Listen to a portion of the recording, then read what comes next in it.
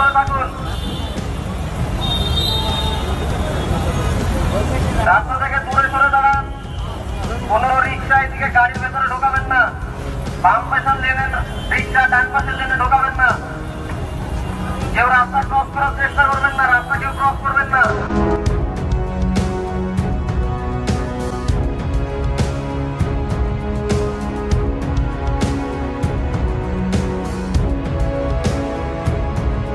Doctor Mohammad ইউনূসের সুরক্ষা ব্যবস্থা জোরদার করা হয়েছে।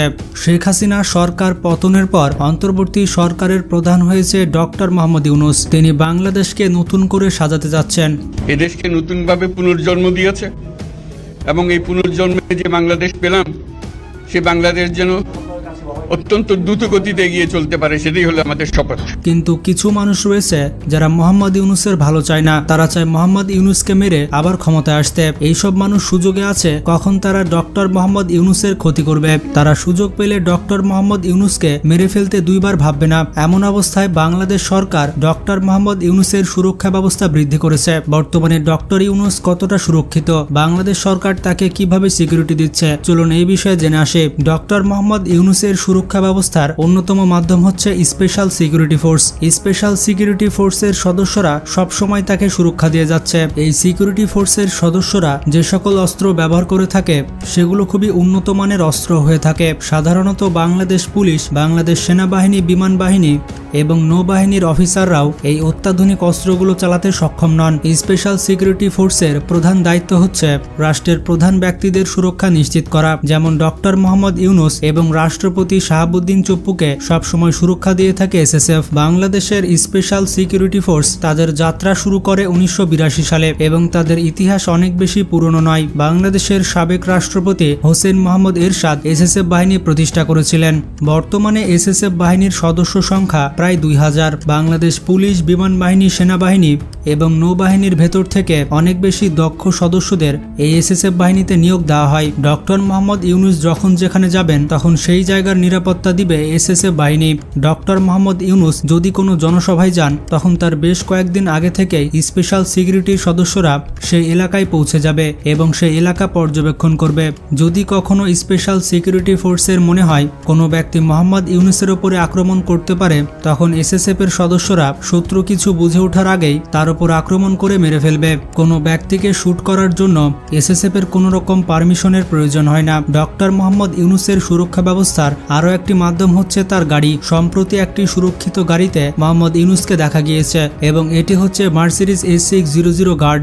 মোহাম্মদ ইউনূসের এই গাড়িটি সবার নজর কেড়েছে, কারণ এই গাড়িটি ব্যবহার করত x prime minister Sheikh Hasina এবং মোহাম্মদ ইউনূস এই গাড়িটি নিয়ে জ্যামের মধ্যে দাঁড়িয়েছিলেন, মানে তিনি ট্রাফিক রুলস মেনে চলছিলেন। এরকম দৃশ্য সচরাচর দেখা যায় না, কারণ শেখ হাসিনা কোনোদিনও ট্রাফিক রুলসের জন্য দাঁড়িয়ে থাকবে না, যেটা করেছে মোহাম্মদ ইউনূস। জার্মান ভিত্তিক গাড়ি তৈরি এই কোম্পানি বাংলাদেশের প্রধানমন্ত্রীর জন্য স্পেশালভাবে এই গাড়িটি তৈরি করেছে। গাড়িটির মডেলের নাম হচ্ছে মার্সিডিজ বেঞ্জ S600 গার্ড।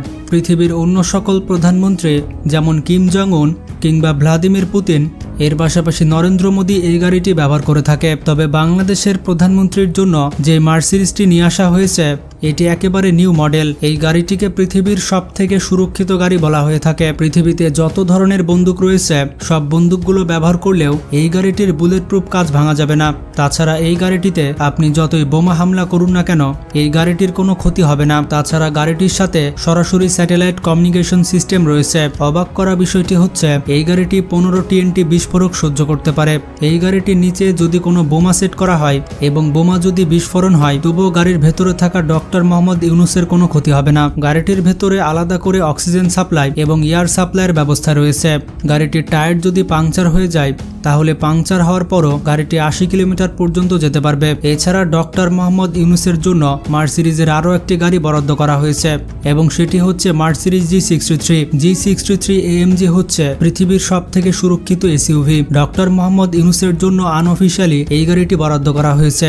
এটি হচ্ছে মার্সিডিজ কোম্পানির তৈরি বুলেট প্রুফ প্রুফ এবং গ্রেনেড প্রুফ এসইউভি। এটি অনেক শক্তিশালী এসইউভি যার সর্বোচ্চ গতি 240 কিলোমিটার প্রতি ঘন্টা। আন্তর্জাতিক বাজারে গাড়িটির মূল্য 1,60,00,000 টাকা। তবে 1,60,00,000 টাকায় আপনি বুলেট প্রুফ ভার্সন পাবেন না। গাড়িটির বুলেট প্রুফ ভার্সনের মূল্য হচ্ছে $1,000,000 বা 11 কোটি টাকা। আপনি সরাসরি বুলেট প্রুফ গাড়ি বাজারে কিনতে পারবেন না। বুলেট প্রুফ করার জন্য আপনাকে কোম্পানিকে অর্ডার দিতে হবে। যেহেতু সাধারণ মানুষদের তেমন কোনো শত্রু নেই, তাই তাদের বুলেট প্রুফ ভার্সনের প্রয়োজন হয় না। কোনো দেশের প্রধানমন্ত্রী কিংবা রাষ্ট্রপতির সব থেকে বেশি শত্রু রয়েছে, তাই তাদের বুলেট প্রুফ গাড়ির প্রয়োজন হয়। ডক্টর মোহাম্মদ ইউনূসের গাড়ি বহর যখন যায় তখন এই গাড়িটিকে আপনি লক্ষ্য করবেন। আসলে মোহাম্মদ ইউনূস যেখানেই যাবেন এই গাড়িটি তার গাড়ির আশেপাশেই থাকবে।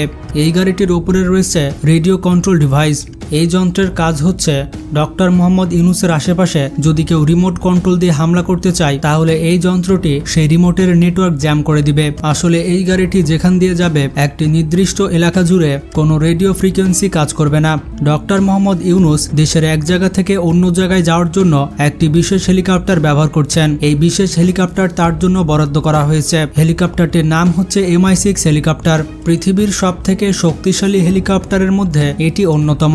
MI6 হেলিকপ্টার যে কোনো পরিবেশে চলতে পারে। এই মডেলের হেলিকপ্টার ব্যবহার করে থাকে ভারতের প্রধানমন্ত্রী নরেন্দ্র মোদী এবং Vladimir Putin. Doctor Mohammad Yunus যদি বাইরে কোথাও মিটিংয়ে যান কিংবা কোনো প্রয়োজনীয় কাজে যান তাহলে তার জন্য বরাদ্দ রয়েছে বোয়িং 787। বাংলাদেশ সরকারের প্রধান যে হবে তার জন্য এই বিমানটি বরাদ্দ রয়েছে। এটি হচ্ছে পৃথিবীর সব থেকে লাক্সারিয়াস বিমান। এই বিমানটিতে চড়ে ডক্টর মোহাম্মদ ইউনূস কয়েক ঘন্টার মধ্যে পৃথিবীর যে কোনো প্রান্তে যেতে পারবে। ডক্টর মোহাম্মদ ইউনূস যদি বাইরের কোনো দেশে ভ্রমণে যান তাহলে তিনি এই বিমানটি ব্যবহার করবেন এবং তার সাথে থাকবে অনেক বড় বড় ব্যবসায়ী এবং স্পেশাল সিকিউরিটি ফোর্সের সদস্যরা। তাছাড়া তার আশেপাশে বেশ কয়েকজন মন্ত্রী তো থাকবেই। তো এই ছিল অন্তর্বর্তী সরকারের প্রধান ডক্টর মোহাম্মদ ইউনূসের সুরক্ষা ব্যবস্থা। মোহাম্মদ ইউনূসের সুরক্ষা ব্যবস্থা দেখে আপনার কেমন লাগছে কমেন্ট করে জানাবেন। আর আপনার কি মনে হয় ডক্টর মোহাম্মদ ইউনূস কি পারবে বাংলাদেশকে নতুন করে সাজাতে? ভিডিওটি ভালো লাগলে অবশ্যই চ্যানেলটি সাবস্ক্রাইব করবেন। আর আরেকটি ব্যাপার হচ্ছে মৃত্যু যখন আসবে তখন পৃথিবীর কোনো সুরক্ষা ব্যবস্থায় আটকাতে পারবে না। তাই আমাদের সবসময় সৃষ্টিকর্তার ইবাদত করার প্রয়োজন। আপনারা যতই ব্যস্ত থাকুন না কেন নামাজ পড়তে কিন্তু অবশ্যই ভুলবেন না, কারণ নামাজ হচ্ছে জান্নাতের চাবি। ভালো থাকবেন, আল্লাহ হাফেজ।